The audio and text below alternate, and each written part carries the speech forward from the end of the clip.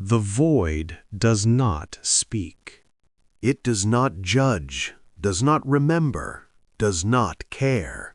It is the space between meaning, the silence between symphonies, the darkness that exists not as the absence of light, but as its own absolute truth. For billions of years, the void has watched civilizations ignite like sparks in the dark, burn brilliantly for their brief moment, and then fade back into the endless nothing from which they came. The void does not mourn them. Thesia had come to understand this in her 493 cycles of existence. She stood now at the observation platform of what remained of the Luminari flagship Radiance Eternal, staring out at the emptiness that had once been the Kelthara system. 7 worlds had orbited the binary stars here.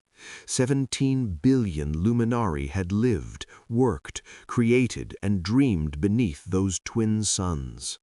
Now there was only darkness. Not the natural darkness of space. That she could have accepted. No, this was something else. This was a darkness that devoured, a void that consumed not just matter, but meaning itself. Where Kelthara Prime had hung in space, there was now a wound in reality, a place where sensors returned no data, where light itself seemed to hesitate before vanishing. The silence had been there. Thesia's luminescent skin, normally a soft azure that pulsed with her bioelectric field, had dimmed to a dull gray. Her people were beings of light and energy, evolved on a world bathed in the radiation of 3 stars. They had built a civilization that spanned 40 systems, each one a monument to brilliance, to illumination, to the triumph of consciousness over the mindless dark. For 6,000 years, the Luminary Collective had been the beacon of this sector. They had welcomed younger species into the galactic community, shared their technology, taught the principles of harmonic resonance and photonic engineering. They had believed, truly believed, that intelligence and light were synonymous, that to bring understanding was to bring illumination. The silence had taught them otherwise. Ambassador Thesia. The voice came from behind her, soft and careful. It was Vorin, her aide, barely into his 2nd century. His glow was even dimmer than hers, flickering with barely suppressed fear. Yes? She didn't turn from the viewport. The human delegation has arrived. They're requesting an audience. The humans. Thesia felt something twist in her core. Not quite hope, not quite shame. The Luminari had known of humanity for 70 years, ever since they'd detected the primitive radio signals emanating from the 3rd planet of an unremarkable yellow star. They had observed as humanity took its first tentative steps into their own solar system, building simple stations and launching crude chemical rockets. The collective had debated whether to make contact. Some argued for guidance, for bringing these young beings into the light. Others advocated patience, let them develop naturally, prove their worth. In the end, they had done neither. Humanity had remained a footnote in Luminari records, a species too young and too isolated to matter. That had been the Luminary way, benevolent, patient, and utterly certain of their own superiority. Now Thesia was preparing to beg those same humans for help. "Show them to the diplomatic chamber," she said quietly. "And Vorin." "Yes, Ambassador?" "Reduce the ambient lighting. I've read that humans prefer dimmer environments." The diplomatic chamber was one of the few spaces on the ship still fully powered. Even so, Thesia had ordered the luminosity reduced to what the Luminari would consider twilight. It felt wrong, like deliberately dimming one's own consciousness, but she forced herself to accept it. 3 humans entered, and Thesia was struck immediately by how subdued they appeared. They wore simple gray uniforms without ornamentation. Their movements were economical, almost cautious. The one in front, a woman with dark skin and close-cropped hair going silver at the temples, offered a slight smile that didn't quite reach her eyes. "Ambassador Thessia," she said, her voice calm and measured. "I'm Commander Sarah Chen of the United Earth Space Coalition. This is Dr. James Okafor, our xenobiological specialist, and Lieutenant Maya Sharma, tactical liaison." Thessia performed the luminary gesture of greeting, a complex movement of her long, slender fingers that created patterns in her bioelectric field. The humans, of course, couldn't perceive it. She quickly adapted to their custom, inclining her head slightly. "Commander Chen, thank you for responding to our transmission." Of course. Chen's expression remained neutral, but her eyes, dark and observant, seemed to take in everything. "We were concerned when we received your message. The Luminary Collective has never reached out to us before." There it was, stated so simply. Not an accusation, just an observation. But Thessia felt the weight of it nonetheless. "No," she admitted, "we have not. Our lack of prior contact was—" she paused, choosing words carefully, "an error in judgment." Chen nodded slowly, as if she'd expected nothing less. "Why don't we sit down? You can tell us what's happening." They arranged themselves around the chamber's central platform. The humans sat with a kind of relaxed stillness that Thessia found unsettling. They didn't fidget, didn't display obvious signs of nervousness, but they also didn't project the serene confidence of the other advanced species she'd dealt with. They simply waited. "How much do you know?" Thessia asked. "Very little," Dr. Okafor said. He was an older man with kind eyes and an expression of genuine curiosity. "We detected unusual electromagnetic disturbances in your territory about 8 months ago, energy signatures that didn't match any known phenomenon. Then your public broadcasts stopped, trade routes went silent. We knew something was wrong, but we didn't know what." "Did you try to investigate?" Vorin asked from where he stood near the wall. "No," Chen said simply. "We assumed that if you needed help, you would ask, and that if you didn't ask, our involvement would be unwelcome." The honesty of it stung. The Luminari would never have admitted such calculations aloud. They would have wrapped it in diplomatic language about respecting sovereignty and cultural development. The humans just stated it as fact. "We're asking now," Thessia said. "So tell us what we're facing." Chen leaned forward slightly. "What happened 8 months ago?" Thessia closed her eyes, her bioluminescence dimming further as she recalled the beginning. "We detected an anomaly in the Kelthara system, a region of space where our sensors couldn't penetrate. We thought it was a natural phenomenon, perhaps an exotic matter formation or a gravitational lens we hadn't mapped. We sent a research vessel to investigate." "What did they find?" Lieutenant Sharma asked. She was younger than the others, with intense eyes that missed nothing. "We don't know. They never reported back. Their quantum link just ended. Not damaged, not disrupted, just gone, as if the ship had ceased to exist." Thessia opened her eyes. "We sent a military vessel to search for them. It vanished too. Then another. Within a week, we'd lost 11 ships and started detecting the phenomenon spreading." "Spreading how?" Okafor pulled out a small data pad, his fingers moving quietly over its surface. "Like a stain. Like darkness bleeding into light." Thessia's glow pulsed with distress at the memory. "It consumed the outer Kelthara stations first. We evacuated what we could, pulled back our forces. But it followed us. It moved through space in ways that don't obey physics as we understand them. Not faster than light, but disconnected from normal causality. You said it, Chen noted. You think this is an entity? An intelligence? We don't know. We call it the silence because that's what it brings. Total absence. No light, no energy, no information. Ships that enter the affected regions simply disappear. Planets go dark, stars dim and fade. Thessia's voice dropped to barely above a whisper. We lost Kalphara Prime 3 months ago. 17 billion lives.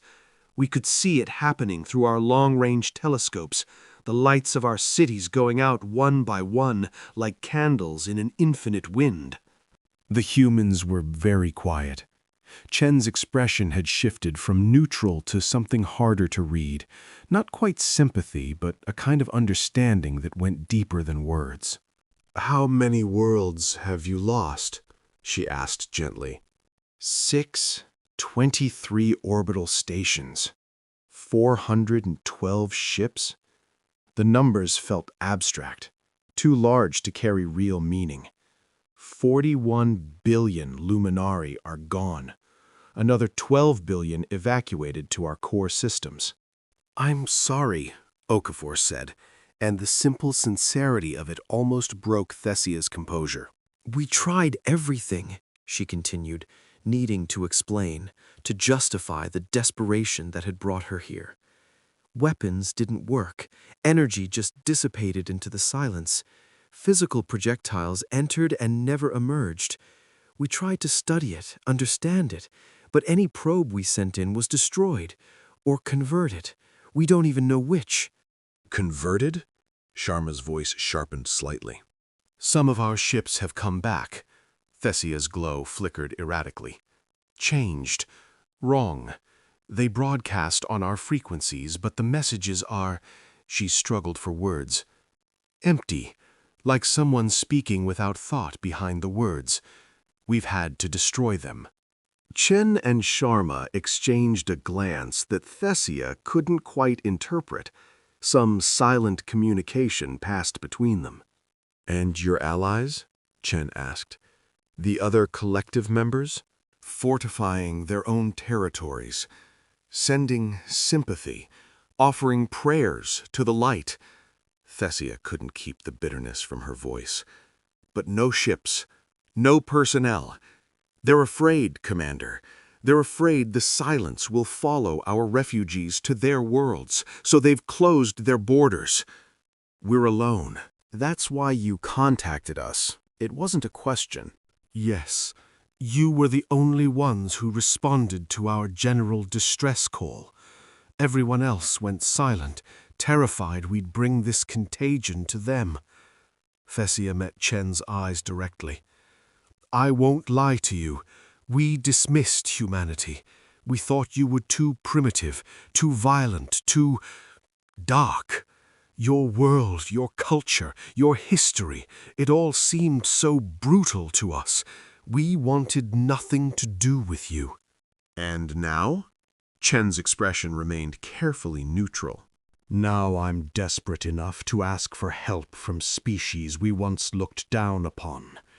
Now I'm hoping that perhaps beings who evolved in darkness might understand this enemy in ways we cannot. Thessia's bioluminescence flared briefly with shame. I have no right to ask anything of you, but I'm asking anyway. The silence that followed felt heavy. The humans looked at each other again, and Thessia saw something pass between them, a kind of collective decision-making that required no words. Finally, Chen spoke. "What do you need from us, Ambassador?" The directness of the question caught Thessia off guard. No diplomatic maneuvering, no demands for concessions or apologies, just a simple question about what was needed. "I don't know," Thessia admitted. "Knowledge, weapons, ideas we haven't considered. Anything that might help us understand or fight this thing before it consumes what's left of our civilization." Chen nodded slowly. "We'll need to see the data. Everything you have on the silence. Sensor readings, encounter logs, any patterns you've identified. Dr. Okafor will work with your science teams. Lieutenant Sharma will coordinate with your military command, and I need to make some calls. Calls? Vorin asked. To Earth, to our fleet coordination, to some people who might be able to help. Chen stood, and the others rose with her. We can't make any promises, Ambassador, but we'll do what we can. Why? The question burst from Thessia before she could stop it. Why help us? We've done nothing for you. We've ignored you for decades. Chen's expression softened slightly. Because that's what we do. We've spent our entire history fighting in the dark, Commander, literally and figuratively. If there's something out there that preys on light and hope and civilization, then we understand it in a way you might not. And maybe, just maybe, we can help. After the humans left, Thessia stood alone in the diplomatic chamber, her thoughts churning. There had been something in Commander Chen's voice, not arrogance, not pity, something else, a kind of quiet confidence that felt almost alien. The Luminari had always believed that advanced civilizations should be serene, enlightened, at peace with themselves and the universe. The humans seemed none of those things. They were watchful, controlled, carrying something heavy beneath their calm exteriors. And yet they had agreed to help without hesitation. Over the next 3 days, Thessia watched the humans work. Dr. Okafor spent hours with the luminary research teams, poring over data with a patience that surprised her. He asked questions that seemed oddly basic at first, about the nature of luminary physiology, their energy requirements, their sensory capabilities. But slowly, Thessia began to understand he was building a complete picture, not just of the silence, but of how luminary perceived it. "Your sensors are incredible," he told her on the second day. "The resolution, the range, the bandwidth, far beyond anything we have. But they all operate in the electromagnetic spectrum, yes? Light, radiation, energy?" "Of course," Thessia said. "What else would we use?" Okafor smiled gently. "That's what I'm trying to understand. What if the silence exists primarily in a spectrum you can't perceive, like trying to see radio waves with your eyes? We've tried passive sensors, gravitational detectors, neutrino scanners. Nothing works. Because you're still looking for something, for presence. What if the key is to look for absence? Not what the silence is, but what it isn't." He scribbled notes on his datapad. "On Earth, we have a saying, when you eliminate the impossible, whatever remains, however improbable, must be the truth. You've been trying to define the silence by what it does. Maybe we need to define it by what it doesn't do." Lieutenant Sharma spent her time with Fleet Commander Zephyros, reviewing tactical reports with an intensity that made the veteran Luminari military officer visibly uncomfortable. She asked questions about engagement protocols, response times, communication hierarchies. "Your forces are well trained," she observed, "disciplined, but you fight like you've never faced an enemy that doesn't follow rules." "Rules?" Zephyrus's bioluminescence flickered with confusion. "What rules?" "The unspoken ones.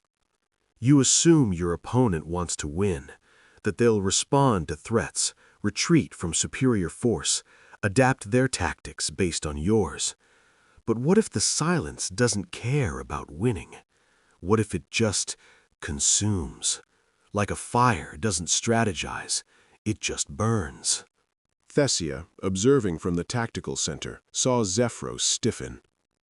"Are you suggesting we've been fighting incorrectly?" "I'm suggesting you've been fighting something that isn't fighting back. It's just expanding. There's a difference." Sharma's voice remained neutral, but her words cut deep. "You can't intimidate a force of nature. You can only adapt to it or redirect it." On the third evening, Commander Chen called Thesia to the small quarters the humans had been given. The room was dimly lit by human standards, which meant it was barely above complete darkness for Thesia. She had to boost her own bioluminescence just to see clearly.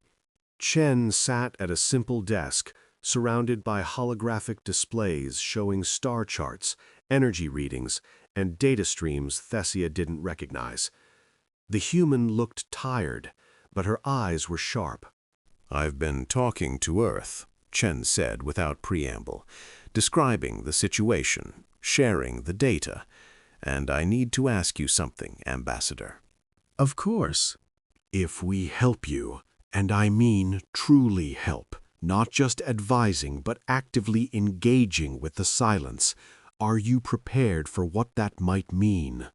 Humanity has certain capabilities that we've kept quiet for the same reason you dismissed us, because we didn't fit the mold of what an advanced civilization should be. We're darker than you, more violent in our history. We've done things in our development that would horrify species like yours. Chen's gaze was steady. If we commit to this, we'll do it our way, and that might mean showing you sides of humanity you won't like. Commander, we're facing extinction. I'll accept any help, no matter the form it takes. Will you? Chen stood and walked to the viewport, staring out at the void. The luminary built a civilization on light and harmony. Humanity built ours on adaptation and survival. We fought in darkness, literal and metaphorical, for our entire existence. We know things about operating in hostile environments that you've never had to consider. And using that knowledge means accepting that sometimes the solution isn't to bring light to darkness. Sometimes it's to embrace the dark. The words sent a chill through Thesia's core. "What are you saying?" "I'm saying that Earth is sending a fleet, not explorers, not diplomats, warships. Personnel trained for hostile environment combat, technology designed for fighting in conditions where normal sensors don't work, where communication is impossible, where hope is a luxury you can't afford." Chen turned back to face her. "We're going to help you, Ambassador, but when we do, the void is going to change, and you need to decide if you're ready for that." That night, Thesia couldn't rest. She stood at her personal viewport, watching the darkness, and tried to process what Chen had implied. The humans had a fleet, real military assets, not just the civilian vessels they'd shown the galaxy, and they'd kept it hidden, waiting. It felt like deception. But then again, the Luminori had never asked. They'd never cared enough about humanity to investigate what lay beyond their simple greetings and trade agreements. They'd assumed, and their assumptions had blinded them. The Earth fleet arrived 6 days later. Thesia stood on the observation deck as the human ships emerged from FTL transit, and her bioluminescence dimmed in shock. She had expected perhaps a dozen vessels. Instead, she counted over 200 ships materializing in formation around the Radiance Eternal. But it was the nature of the ships that truly stunned her. They were dark. Not just colored dark, they seemed to absorb light, to drink in the illumination from nearby stars and give nothing back. Their hulls were matte black, angular, covered in what looked like ablative plating. They moved with a kind of predatory grace, adjusting their positions with minimal thruster fire, using gravitational vectors and momentum in ways that suggested deep understanding of physics in the absence of light. "Commander Chen," Thesia breathed into her communicator. "What are these ships?" Chen's voice came back calm and clear. "The UESC Shadow Fleet. They're designed for deep space operations in hostile environments. No running lights, minimal emissions, maximum stealth. They've been training for scenarios like this since before we made first contact with anyone." Training for what? For the silence? For anything that might threaten Earth from the dark. We've known since we first looked up at the stars that space is hostile, that it's dark and cold and doesn't care if we survive. So we built ships that could operate in that environment, that could fight without seeing, that could survive when everything else failed. This year watched as the dark ships arranged themselves in a sphere around the Luminari fleet. The formation was precise, mathematical, and somehow deeply unsettling. These weren't ships designed for exploration or trade. These were weapons, pure and simple. "How long?" she asked quietly. "How long have you been preparing for this?" 300 years since we first developed FTL capability and realized how vulnerable we were out here. Chen paused. You asked why we helped you, Ambassador. This is part of it. Because we've spent 3 centuries getting ready to fight threats we didn't even know existed. The silence is exactly the kind of thing we prepared for. A larger vessel moved through the formation, a command carrier that dwarfed even the Luminari flagship. It took up position at the center of the human sphere and began broadcasting on all frequencies. This is Admiral James Reeves of the UESC Nightfall, commanding the Shadow Fleet Intervention Force. Luminari vessels, we are here under collaborative defense protocols. We will be taking operational command of the engagement perimeter. Please stand by for coordination briefings. Thesia felt Fleet Commander Zephros's shock through the quantum link even before his message came through. They want operational command? The audacity! "Accept it," Thesia cut him off. "We asked for their help. Let them help their way." The briefing took place on the Nightfall, and Thesia's first impression of the human command carrier was one of controlled chaos.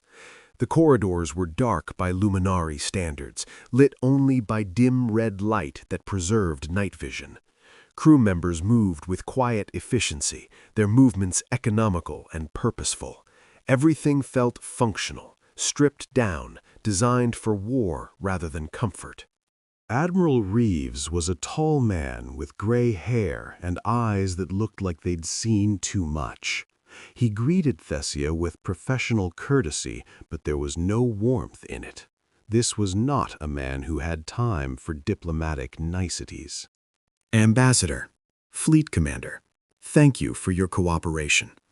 Let me be direct. We have 7 days before the silence reaches your core systems based on its current expansion rate. That gives us a very narrow window to understand it and respond. 7 days? Zephyrus's bioluminescence flared with alarm. Our projections showed 3 weeks at minimum. Your projections were wrong. The silence is accelerating. We detected the change as soon as we arrived and recalculated. Reeves activated a holographic display showing the affected region. The dark stain was spreading in a pattern that looked almost organic, like roots growing through soil. Dr. O'Coffer's analysis suggests the silence feeds on energy, specifically electromagnetic radiation. Your civilization broadcasts enormous amounts of it. You're essentially a beacon to it. So we drew it to ourselves? Thesia felt sick. Unintentionally. Your light, your power generation, your communications, all of it acts as an attractant. The more you fight it with energy weapons, the stronger it becomes. You've been feeding the thing you're trying to kill. Zephyrus's glow dimmed with horror. Then how do we stop it? We don't fight it with light. We fight it with darkness. Reeves pulled up new displays showing human vessels and their capabilities. Our ships don't emit. They don't broadcast. They operate on minimal power, use passive sensors, communicate through quantum-entangled systems that don't generate detectable signals. We've designed our entire fleet to be invisible, to operate in complete silence and darkness. But how does that help against the silence? Thesia asked. Because if the silence hunts energy, we give it nothing to hunt. We become part of the void, and while it's looking for light to consume, we study it, map it, and find its weaknesses. Reeves leaned over the display. Every predator has vulnerabilities, Ambassador, even one that feeds on light. We just need to find them. Over the next 3 days, Thesia watched the human fleet work with a precision that bordered on unnerving. They deployed sensor nets at the edges of the silence, but these weren't like any sensors Thesia had seen before. They were passive, dark, detecting only what the silence itself revealed through its distortions of space-time. Human crew members moved through the void in small, dark craft that barely registered on instruments. They collected samples of affected matter, studied the boundaries between normal space and the silence, mapped the flow patterns of its expansion. And they did it all in near-total darkness, using only passive instruments and their own training. Your people are comfortable in the dark, Thesia observed to Commander Chen one evening. We evolved in it. Earth has day-night cycles. For millions of years, half of every day was darkness, and our ancestors had to survive in it. We learned to navigate without light, to trust senses other than sight, to find our way through the black. Chen smiled slightly. Your species evolved under constant starlight. You never learned to fear the dark because you never experienced it. That's a beautiful thing in its way, but it left you unprepared for this. And you were prepared. We've been preparing for the dark our entire existence. Space is just a larger, colder version of what we've always known. On the 4th day, Dr. Okafor called an emergency briefing. His expression was grave but excited, the look of a scientist who had found something important. We've identified a pattern, he said, displaying complex data streams that made Thesia's head spin. The silence isn't random. It's an organism, or a collection of organisms, we're not sure which. It exists primarily in the quantum substrate of space-time, which is why your sensors couldn't detect it. It's not made of matter or energy as you understand them. It's made of probability collapse. I don't understand, Zephyros said. In quantum mechanics, particles exist in multiple states until observed. The act of observation collapses the probability wave into a single state. The silence is the opposite. It's uncollapsed probability. It exists in the space between observation, in the dark where measurement can't happen. When you shine light on it, try to observe it, you give it energy to collapse with. You make it real. So every time we tried to fight it, Thesia's voice trailed off. You made it stronger. Your light, your sensors, your very presence gave it substance. Okafor pulled up another display. But there's good news. If it exists in uncollapsed probability, then it's vulnerable to decoherence. If we can force it to collapse without giving it energy to feed on, we can disrupt it. How? Admiral Reeves asked. Gravity, mass, physical space-time distortion that doesn't involve electromagnetic radiation. We can't shine a light on it, but we can bend space around it, force it to interact with real matter without giving it the energy it needs to sustain itself. Reeves nodded slowly. So we need to create a massive gravitational field without using any active power generation. Exactly. And I think I know how. Okafor's expression was almost apologetic. But you're not going to like it. The plan was insane. Thesia said so multiple times. Zephyros called it suicidal. Even some of the human officers looked uncertain. But Reeves approved it. We're going to collapse a star, he said calmly, as if discussing the weather. Not a full supernova, we can't contain that. But we can induce a controlled partial collapse in the Helios 3 star, using gravitational compression.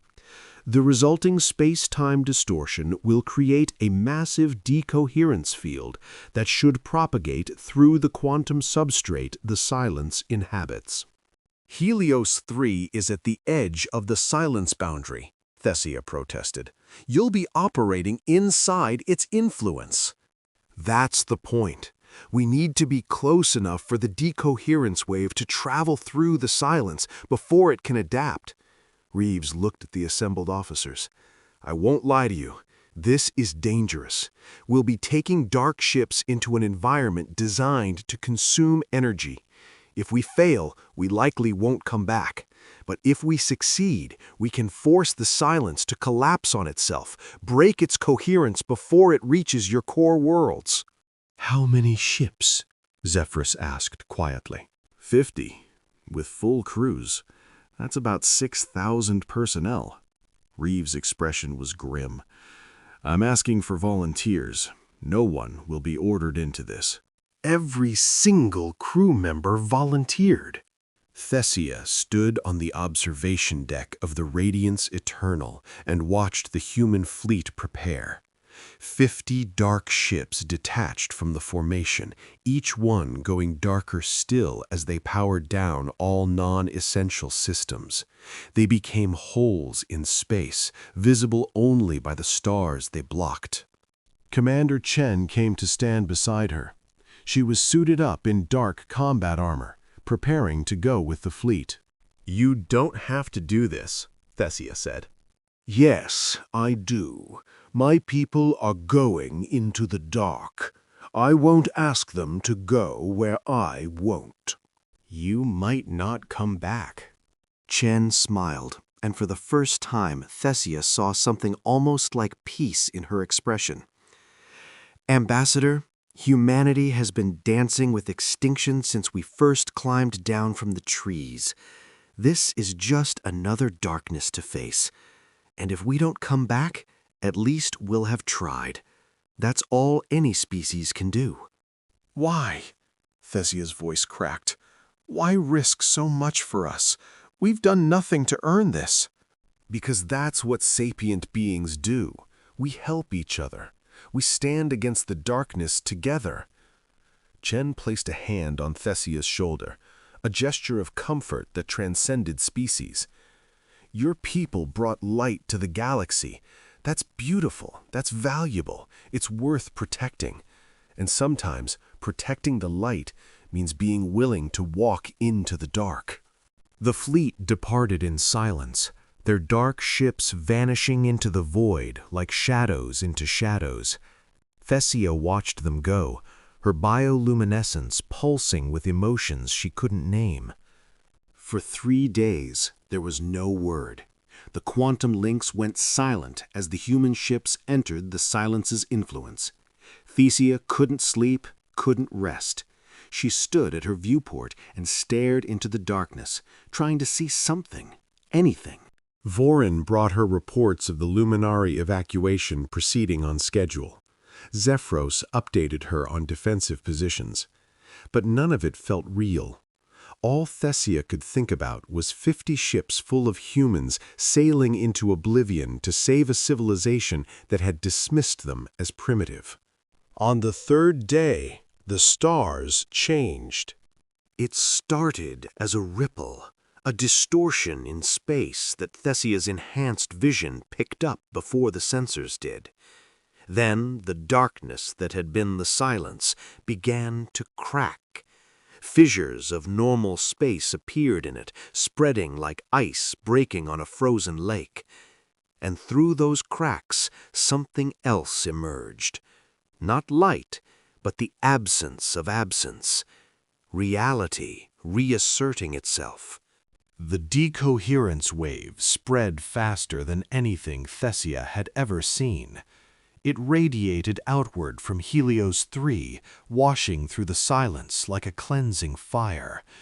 Where it touched, the consuming darkness vanished, leaving behind normal space, normal matter, normal physics. Worlds that had gone dark began to reappear on sensors. Dead stations showed signs of structural integrity. The quantum substrate stabilized. And then the human fleet emerged, one by one, their dark ships slowly powering up as they left the affected region. Thessia counted them compulsively, 37, 38, 39. 47 ships returned. 3 had been lost. Commander Chen's message came through hours later, her voice tired but steady. The silence is broken. The decoherence wave collapsed its quantum coherence. It's fragmenting, dissipating. Your worlds are safe, Ambassador. Thessia felt her knees weaken. You did it! You actually did it! We did it together. Your data, your science, our methods. That's how it should be. Chan paused.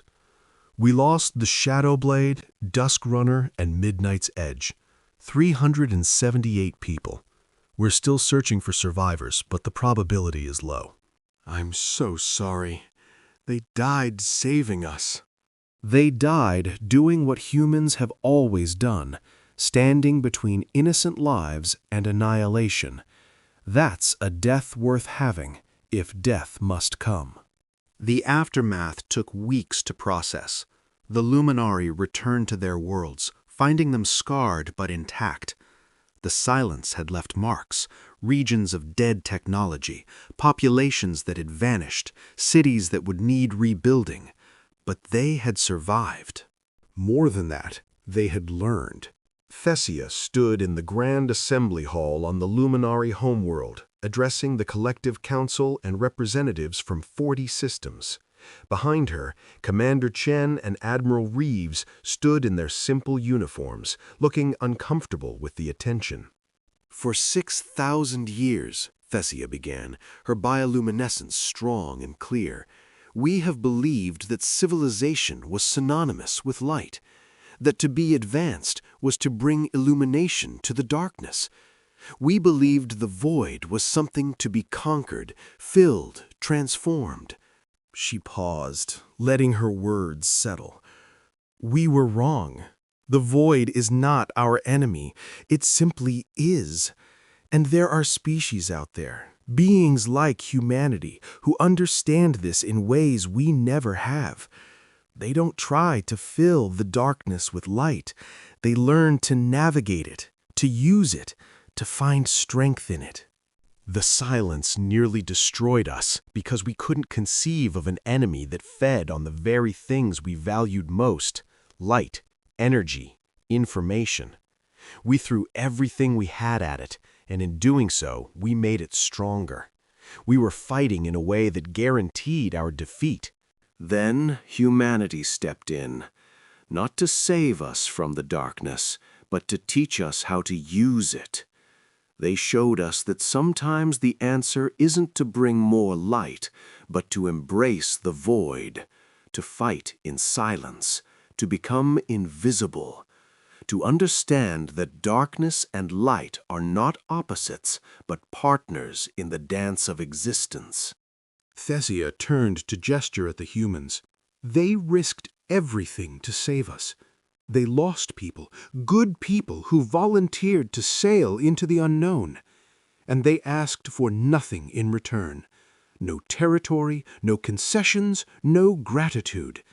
They helped because that's who they are. The void changed that day. Not because humanity made it different, but because they showed us it was never what we thought it was. They stepped in, and in doing so, they changed how we see reality itself.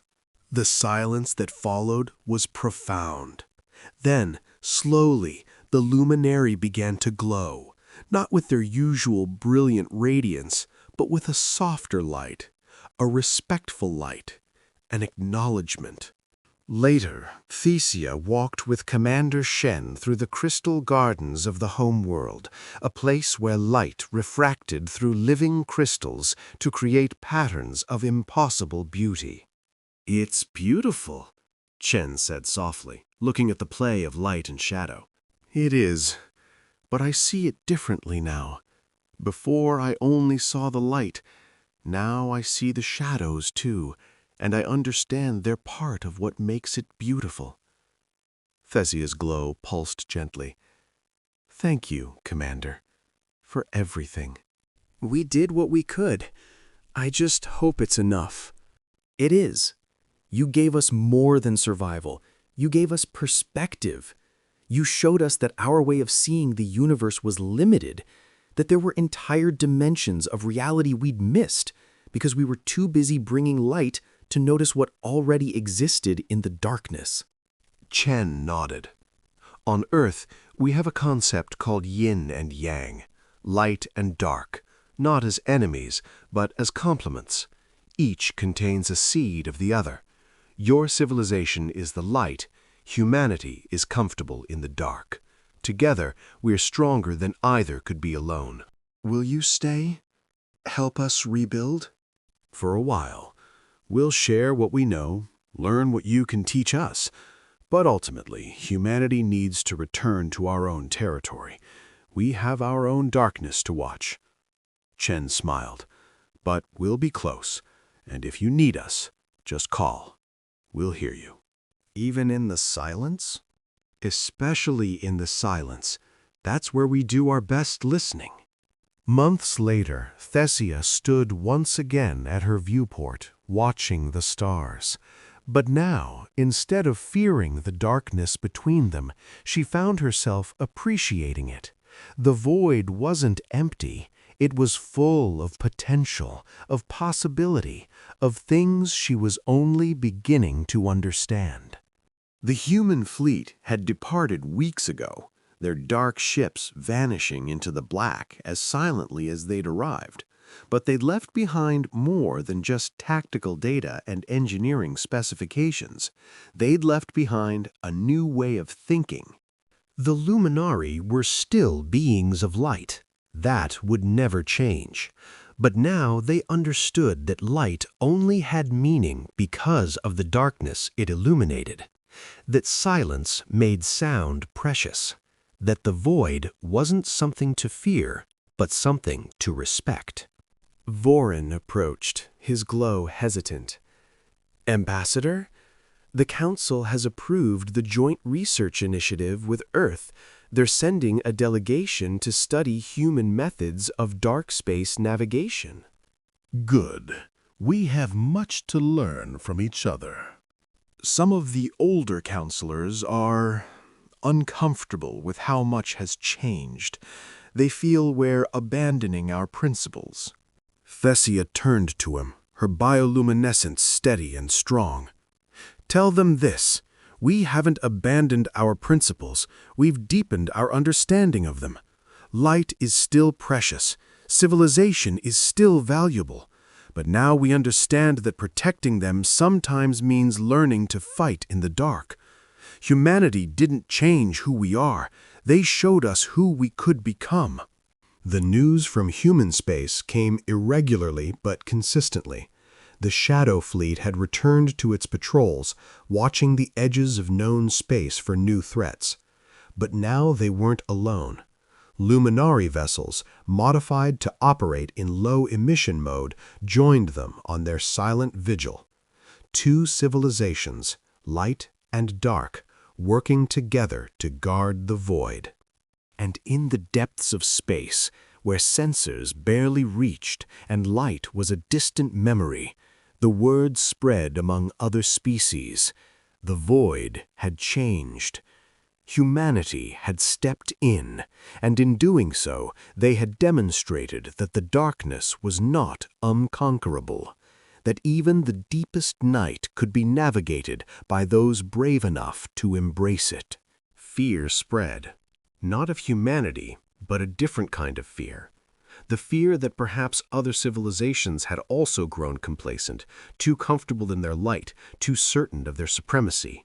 The fear that there were threats lurking in the dark that they weren't prepared to face. But also hope.